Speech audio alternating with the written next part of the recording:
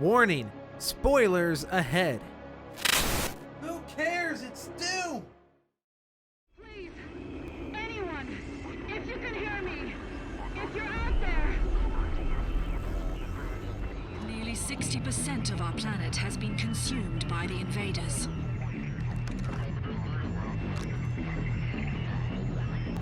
For it is he that they fear, not man, or his armies. They fear the mark of the beast.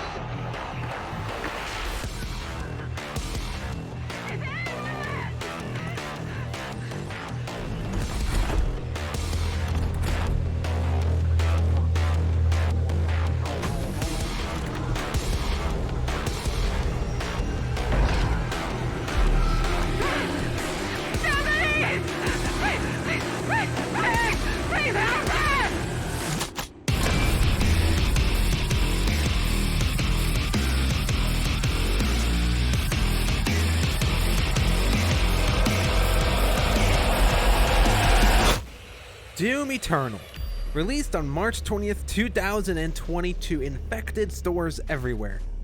It is the highly anticipated sequel to Doom 2016, and admittedly, I was a little skeptical when I first saw footage.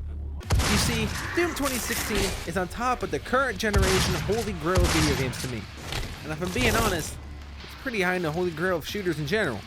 Its high action, murderous exploration, gore-fested campaign is one of the most fun experiences I've ever had in single-player campaigns ever. It's gameplay first, atmosphere second, music third, story fourth approach is so refreshing. Sure, there is a story and you can look deeper into it if you want, but I'd rather punch the talking speaker, rip and tear some demons, and progress through the level than watch a really long cutscene. So when I saw footage for Doom Eternal, I got a little worried. I'm sure the gameplay would still be good, but man, I do not want a long story. I mean, they're demons. I don't need an excuse to kill them. Luckily, I gotta say that the story did not ruin the experience that much. Now there is a story. I don't really understand it, and I don't care about it, but if you read up on it, there is a really deep lore. Almost a little bit too much lore. I do think that the lore and background of this is starting to get to the point where it's getting in the way of the actual gameplay, and that's a no-no for Doom. And it is way more complicated in 2016, with way more story elements that actually do take you out of the experience a bit, but it's still in the background. Basically, you're trying to save the Earth by killing 3 Hell Priests, and the higher-ups in heaven, I think? Well, they don't like that. So you kill them while they're reviving John Romero's head on a stick, and then you gotta go kill John Romero's head on a stick. Vega returns, Samuel Hayden returns. We have to prepare for his careful extraction. We were given specific orders. And they both help you with no explanation how you woke up from the end of the last game. Now personally, I don't think the levels are as memorable as 2016's, but they still flow absolutely beautifully, and they're just filled with secrets and Easter eggs. Overall, you're looking about 10 to 12 hours of story. That's how long it took me to beat it on Ultra Violence. Results may vary there. I did not 100% the whole game. So if you want to play an Ultra Nightmare and 100% everything with all the secrets, I'll probably just double that and probably be a safe bet, but I cannot be sure as I did not do that. Hey everybody, AMSlapped here, editing this video as we speak. So I'm going to kind of go back on what I said here a little bit. These levels are memorable and they are tremendous levels. I still don't know if they're as good as Doom 2016's, but they are pretty memorable once I gone back and replayed them. The level design is still a 10 out of 10, and Doom 2016's is also a 10 out of 10. Honestly, I'd probably prefer Doom 2016's, but I've also played that for 4 years, where these ones I've been playing for about a week and a half. Okay, carrying on with the review. Majority of weapons return from Doom 2016, with a few new weapons. Now the Ballista replaces the Gauss Cannon slot. Oddly, it is very similar. Matter of fact, it's almost the exact same thing. The Plasma Rifle looks different, and looks more similar to the OG's Doom Plasma Rifle, but it plays exactly the same. None of the multiplayer or snap map exclusive weapons from Doom 2016 are here. Also, while we're on the subject, rest in peace, snap map, he will not be forgotten. There is also no pistol. Now, there was a pistol at one time during development of this game, and it is usable using the console command, so the files are there for a pistol. They just decided to take it out in the main game, which doesn't really affect anything, if I'm being honest with you. The pistol was kind of pathetic in 2016. Making its return from Doom 64, which you also get a free copy of if you get the game on Steam at least. I don't know what's like in other platforms. You can unlock the Unmaker. Now, I have no idea how this weapon is because, honestly, I didn't unlock it. You have to unlock it by completing the Slayer gates in the main campaign, which are spread out throughout the levels, and I didn't do that. So, from what I've heard, it takes the exact same ammunition as the BFG, and it is very, very good weapon up close, but I cannot tell you for sure that is the case. Hey, Future Slapped here, I'm back. Since I've gone back and replayed some of these levels for footage, I actually unlocked the Unmaker, and I can honestly say it does rip and tear and shred when you are up close. However, it does use BFG ammo. Why not just use the BFG, which kills everything in the room, as opposed to this thing that only kills one thing at a time? It is pretty strong, but I don't know if it's actually worth it. A new flame belch that lights demons on fire and gives you armor the more that you damage them while they're on fire. An equipment launcher that throws frag grenades and freeze bombs. And of course the chainsaw that just splurges ammo everywhere. Except now it's on a cooldown, which I honestly didn't really like as much. It's kind of hard to see in the bottom right corner there, and you don't really know what level it is, and not many demons you can actually chainsaw at level 2. So more often than not, you have to find a fodder demon, which is fine, it is what they're there for after all. But sometimes, I want to chainsaw a mancubus or something. Luckily, there is a crucible, that is a sword with limited uses that absolutely destroys everything with one swing. Everything else is largely the same except for a few upgrades. For example, the super shotgun now has a freaking meat hook.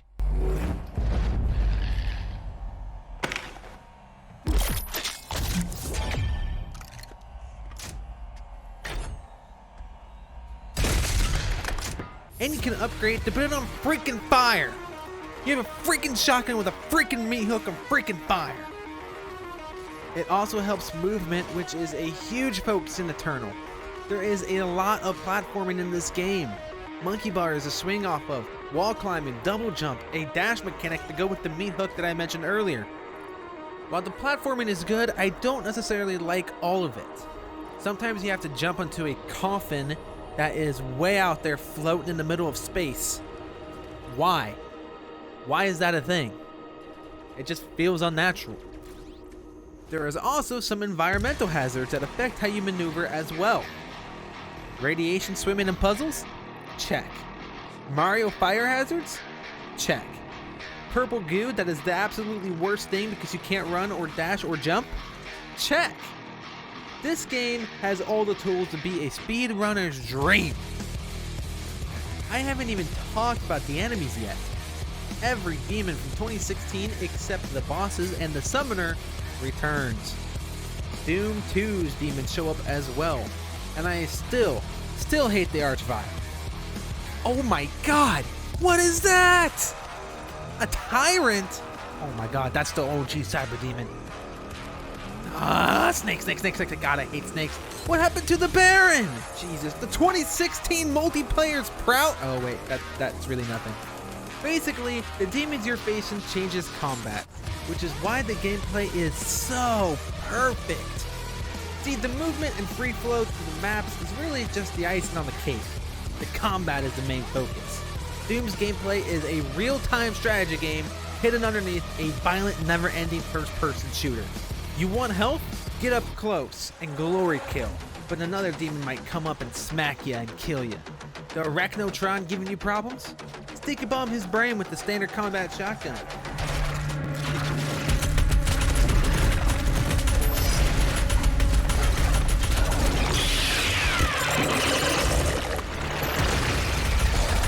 Got the perfect spot, but the whiplash slithers behind you? Hurry, make a decision, or use a freeze grenade to freeze them and kill them. But you better not stand still, because that Revenant has a lock on you. The whole game is like this, man, and these levels are long. It feels like you were on a never-ending roller coaster that only goes downhill when you finish the session. Everything new and old flows well except the Marauder, a heavy boss-like enemy who has a shield. You can't get close to him or far away, or he will mess you up. You can only shoot him when his eyes glow green, and it is the exact opposite of the fun flowing combat, and it really dampens the mood when he shows up. Now overall, it doesn't really hurt the game, but it is a very, very curious addition. I could go over so many different mechanics. I didn't even mention the blood punch, for instance. At times it does, however, feel like it is a little too much, but overall, this gameplay is almost perfect. And if you're having trouble, then explore a bit. Not only will you find upgrades, but you will also get these point things that also give you upgrades at the end of the levels. Just make sure you remember to actually do your upgrades. That is a problem I had quite a bit. Once you are done with the campaign, found all the secrets, played all the master levels, you can then play battle mode, a smaller multiplayer arena where it is 2 demons versus 1 slayer. First team to 3 rounds wins the game, and if I'm being honest, this kinda sucks. I don't even know why they can't make a Left 4 Dead clone but with demons. It would honestly be best for co-op or multiplayer experience. Now I enjoy Doom 2016's multiplayer a little bit, and it is way better than this thing. Sure, it wasn't as good as the campaign, but the quick-like game mode was perfectly fine.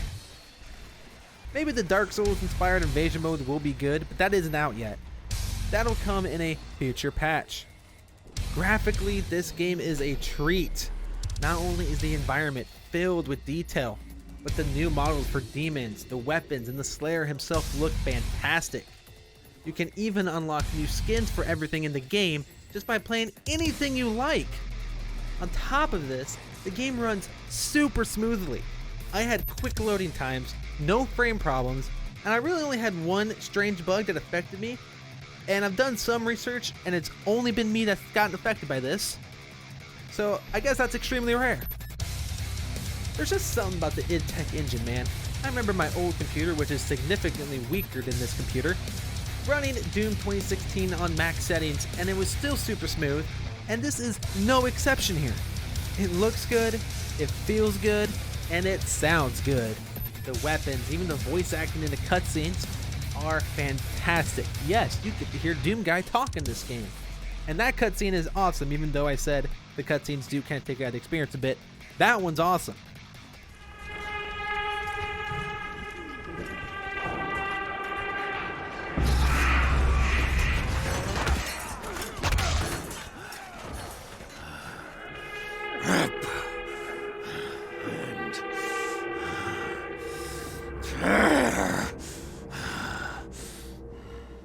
Oh, and yes, by the way, this is confirmed. This is the exact same Doom guy as Doom 1, Doom 2, Doom 64. I don't know about Doom 3, but there is a soul cube on the table. So, I'm going with Doom 3 as well, baby. Guts. Huge guts. Kill them. Must kill them all. You can even switch to classic weapon sounds if you want. Also, I just love Vega's voice. It's so soothing, but helpful. It contrasts the rest of the game, and it's just perfect. It's just wonderful, man.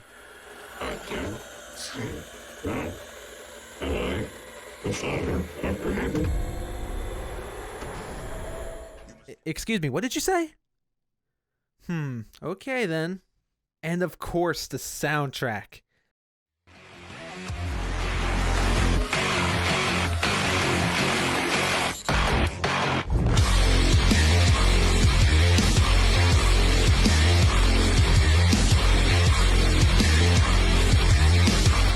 Mick Gordon is back, and the music is just as good as 2016's.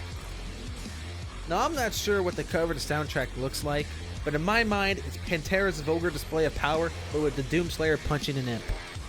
Now, I'm not sure if it's as good as 2016's. I guess time will tell on that one. But regardless, it is still wonderful. There's even some songs in here that sound like a callback to the original Doom soundtrack.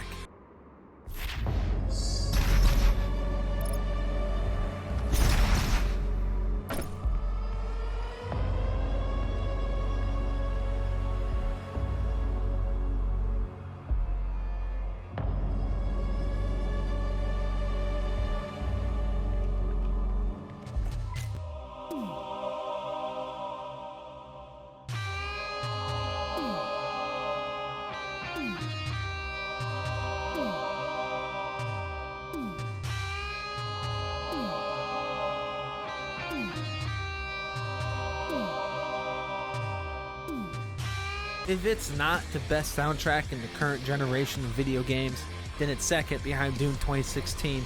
Probably realistically about to be third on April 10th, but that's for the future. Doom Eternal is a phenomenal must-buy game to anyone that likes to have a good time. It might not have been a surprise like 2016's was, but it aimed to improve and innovate off of 2016, and for the most part, it was successful. So my final score for Doom Eternal is a 9.1 out of 10. Why are you still watching this review? It's over. Go out there and play this masterpiece. But first, like the video and subscribe for more gameplay, streams, and reviews in the future.